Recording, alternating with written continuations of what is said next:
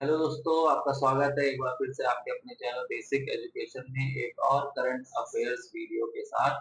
मेरा नाम उत्कर्ष श्रीवास्तव है और अभी तक आप लोगों ने टेलीग्राम लिंक अगर नहीं ज्वाइन किया है तो ऊपर क्यूआर कोड दिया हुआ है। आप क्यूआर कोड को स्कैन करके टेलीग्राम चैनल ज्वाइन कर सकते हो पीडीएफ के लिए, जो भी करंट अफेयर्स मैं पढ़ाता हूँ। और रही बात अगर स्कैन नहीं हो रहा है तो कोई बात नहीं, आप डिस्क्रिप्शन खोलोगे, डिस्क्रिप्शन में आपको लिंक मिलेगा, आप लिंक पे क्लिक करोगे और टेलीग्राम ओपन हो जाएगा, तो ज्वाइन कर सकते हो चैनल को पीडीएफ के लिए। अब आज का वीडियो क्या करते हैं, स्टार्ट करते हैं। ठीक है, तो आज के वीडियो में सबसे पहले बात हो रही है माइक्रोसॉफ्ट की। माइक्रोसॉफ्ट ने क्या किया है, माइक्रोसॉफ्ट ने एक नई श्रेणी के पर्सनल कंप्यूटर, उसका क्या नाम है, को पायलट प्लस पीसी की पेशकश की है। अब ये क्या करता है, ये एआई बेस्ड है, मतलब एआई की क्षमताओं के साथ अल्फाबेट और एप्पल से प्रतिस्पर्धा करने के लिए तैयार किया गया। कैसे, और ये डिवाइस बेसिकली किससे, एसर और एसस टेक कंप्यूटर, आपने एसर का नाम सुना होगा, एसर के लैपटॉप कंप्यूटर्स आते हैं, एसस के कंप्यूटर्स आते हैं, तो उनके सहयोग से विकसित किया गया है ये जो पर्सनल कंप्यूटर है। क्या नाम है इसका, को पायलट प्लस पीसी, तो माइक्रोसॉफ्ट ने किया है। और ये क्या करता है, ये क्लाउड डेटा सेंटर्स पर निर्भर हुए बिना, मतलब ये जो क्लाउड्स में डेटा होता है ना, उन पर बिना निर्भर हुए क्या होता है, ये एआई कार्य को स्थानीय रूप से करने के उद्देश्य से बनाया गया है। इसकी लॉन्च इवेंट कब 20 मई को हुई, माइक्रोसॉफ्ट के रेडमंड वॉशिंगटन कैंपस में। और इसकी बिक्री कब से, 18 जून से स्टार्ट होगी और इसकी शुरुआती कीमत होगी $1000 रुपए आधार कीमत पर शुरू होगा, मतलब $1000 की कीमत से इसकी शुरुआत होगी 18 जून से और 20 मई को इसका इवेंट था। ठीक है, इतना समझ आ गया। आगे देखते हैं। आगे बात हो रही है किसकी, एशियाई चैंपियनशिप्स की। एशियाई चैंपियनशिप में देखिए अलग अलग गेम्स अभी चल रहे हैं काफी, तो उसमें जो हमारी भारतीय जिम्नास्ट थी उनका क्या नाम था, दीपा कर्माकर। दीपा कर्माकर जो है वो कहाँ की रहने वाली है, वो रहने वाली है त्रिपुरा की, त्रिपुरा की रहने वाली है।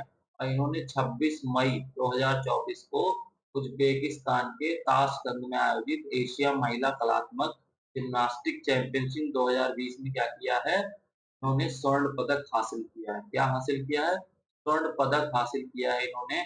और यह हासिल करने वाली ये पहली भारतीय बनकर इन्होंने यह इतिहास हासिल किया है, मतलब इन्होंने एक इतिहास रच दिया है ऐसा करके। ठीक है, समझ आ गया आपको। कब, 26 मई को। इनका नाम क्या था, दीपा कर्माकर। इन्होंने स्वर्ण पदक हासिल किया है जिम्नास्ट में एशियाई चैंपियनशिप। हाँ, समझ आ गया। आगे देखते हैं। आगे बात हो रही है किसकी, गुजरात की। तो आप एक लाइन में पढ़ सकते हैं कि गुजरात विधानसभा के उपाध्यक्ष जो रह चुके हैं शोहरा से, कहा शहरा से, वो भाजपा विधायक कौन, जेठा अहिर। जेठा अहिर को क्या कर दिया गया है, भारतीय राष्ट्रीय कृषि सहकारी विपणन संघ यानी कि नाफेड, नाफेड सुना है ना आपने, NAFED ऐसा लिखा रहता है इसके लोगो में। ठीक है, ऐसा लिखा रहता है।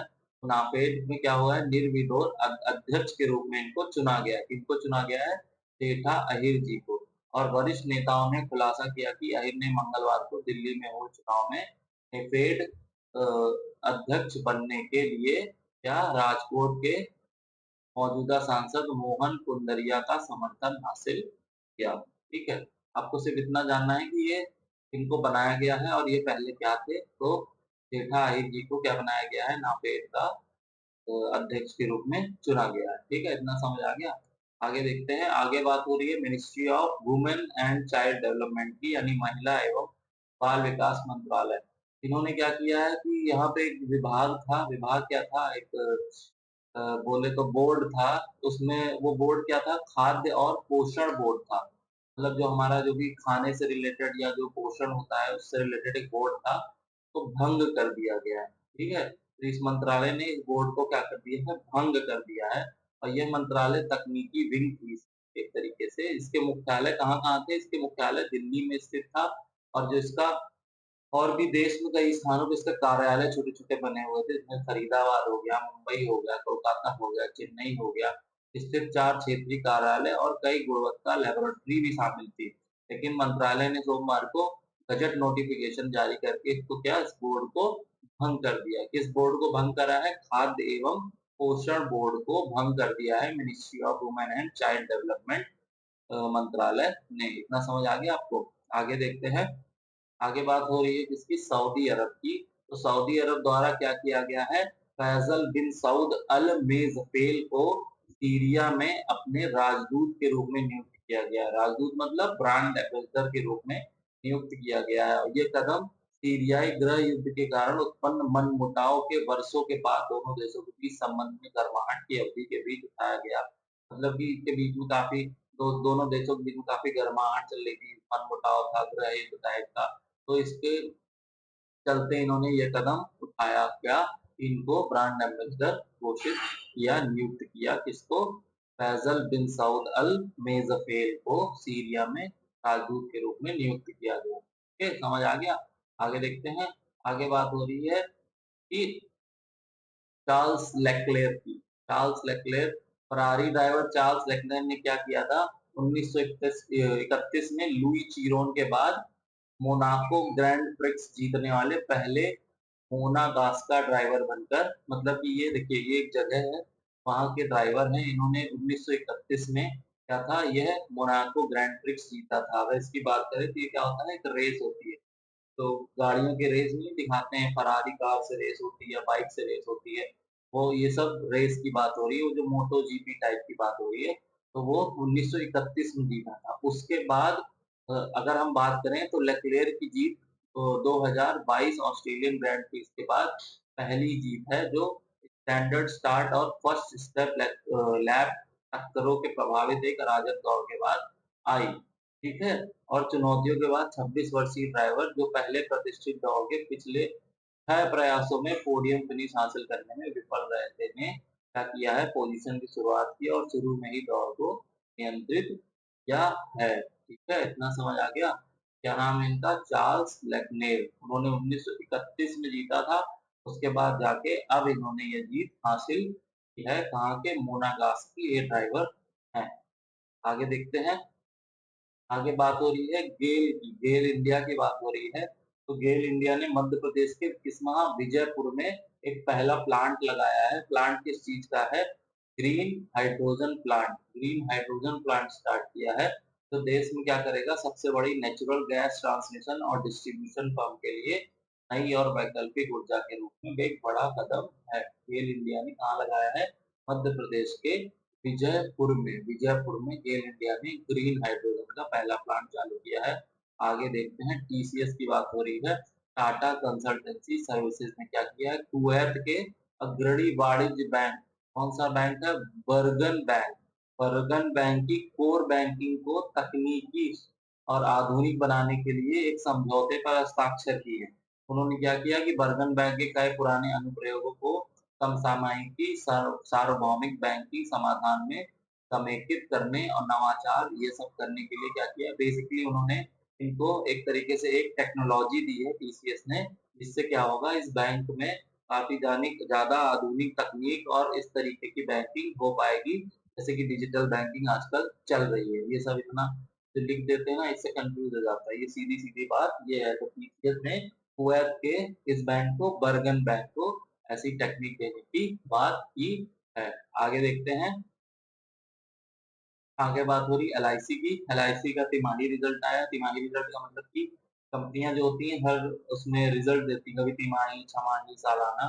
तो वैसी चौथी तिमाही में क्या हुआ है? इसको नेट प्रॉफिट कितना? 2% बढ़ गया। मतलब 2% मतलब 2% इसका प्रॉफिट बढ़कर आया है, जो कितना रहा?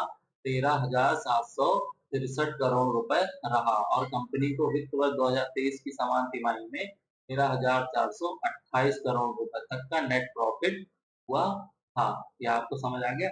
अब अगर शुद्ध मुनाफे में बढ़ने की बात करें तो 6 रुपए प्रति शेयर डिविडेंड का भी ऐलान किया है एलआईसी ने। मतलब क्या होता है? जो स्टॉक मार्केट होता है ना, इसमें जिन जिन लोगों ने इनके स्टॉक होल्ड किए होते हैं, सपोज इनका एक शेयर लेके रखा है किसी किसी ने, एक शेयर आपके पास है सपोज, तो ये क्या करेंगे? डिविडेंड दे देंगे। अब कंपनी को इतना फायदा हुआ है, तो ये क्या करेगी? जितने आपके पास शेयर हैं तो 6 रुपए प्रति शेयर आपको ऐसे ही दे देगी कि भाई हमारा इतना फायदा हुआ है, तुमने हमारा शेयर लिया हुआ था तो हम 6 रुपए तुमको दे रहे हैं। तो ये भी इसने ऐलान किया है। अब सपोज किसी के पास 10 शेयर है तो उसको 6 रुपए पर शेयर मिलेगा, 60 रुपए मिलेंगे उसको। इस तरीके से ये ऐलान करते हैं डिविडेंड का। और एलआईसी में सरकार की लगभग कितनी 93.5% की हिस्सेदारी है, जिसके चलते अब कंपनी सरकार को भी कितना 3,662 रुपए का गिफ्ट देगी, क्या पैसा ही देगी है। एलआईसी से पहले रिजर्व बैंक ने भी 2.11 लाख करोड़ का डिविडेंड सरकार को देने का ऐलान किया है। इतना समझ आ गया। आगे देखते हैं। आगे बात हो रही है किसकी, एक अमेरिकी रिसर्च फर्म और ग्लोबल फाइनेंशियल इंस्टीट्यूट की बात हो रही है। इसका नाम क्या है, गोल्डमैन सैक्स। गोल्डमैन सैक्स की बात करें अगर, तो ये भारतीय जीडी पर भरोसा बढ़ाए। इसका मतलब बेसिकली ये क्या करती है, रिसर्च करके देशों के बारे में बताती है कि हमसे हमें इस देश से क्या उम्मीद है, कितने परसेंट ये ग्रोथ कर सकता है जीडीपी में। तो उसी पे ने क्या किया है कि 10 बेसिस पॉइंट बढ़ा दिया है। मतलब रिसर्च फर्म ने अब भारत का ग्रोथ अनुमान कितना लगाया है, 6.7% इसका अनुमान लगाया है। इसने गोल्डमैन सैक्स करके ये कंपनी है इसमें। आगे देखते हैं। आगे बात हो रही है इसकी लियू आइनाइया, सॉरी लिथु लिथुआनियाई। लिथुआनियाई क्या है, एक देश है। वहाँ के राष्ट्र, वहाँ पे मतलब इलेक्शन चल रहे थे तो उसमें क्या है, राष्ट्रपति गीतानस नौस ने क्या किया है, प्रधानमंत्री ग्रीडा सिमोनिटी पर जीत हासिल करते हुए अपना दूसरा कार्यकाल इन्होंने हासिल किया है।